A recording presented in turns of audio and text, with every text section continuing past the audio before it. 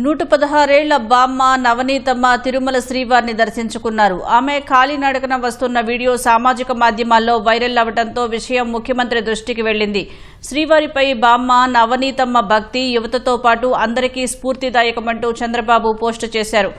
ఈ మేరకు స్పందించిన టీటీడీ చైర్మన్ బీఆర్ నాయుడు నవనీతమ్మ చిరునామా తెలుసుకుని తన కోటాలో వీఐపీ బ్రేక్ దర్శనం కల్పించారు.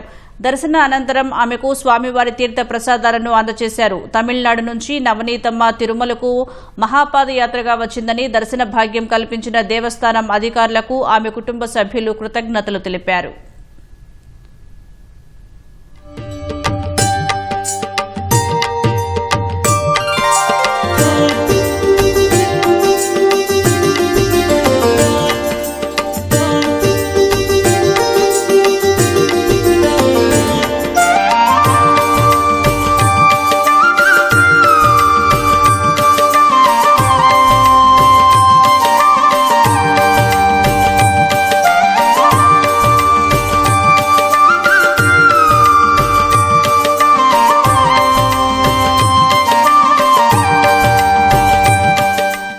అమ్మ 116 సంవత్సరాలు తమిళనాడు నుంచి నడిచి వచ్చింది. ఇక్కడికి శ్రీవారి పాదాలని నడిచి వచ్చింది. అది ఎవరో చూసి వీడియో వైరల్ చేస్తే చైర్మన్ సార్కి వెళ్ళిన దానికి చైర్మన్ సార్ మాకు వీఐపీ దర్శనం కల్పించి మా అమ్మమ్మని అందరినీ దర్శనం ఇచ్చారు.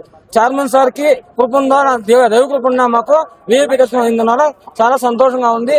మర్చిపోయిన రోజుగా గుర్తుపెట్టుకుంటాము. అందరికీ ధన్యవాదాలు. దేవస్థానం అందరికీ నమస్కారాలు. ధన్యవాదాలు.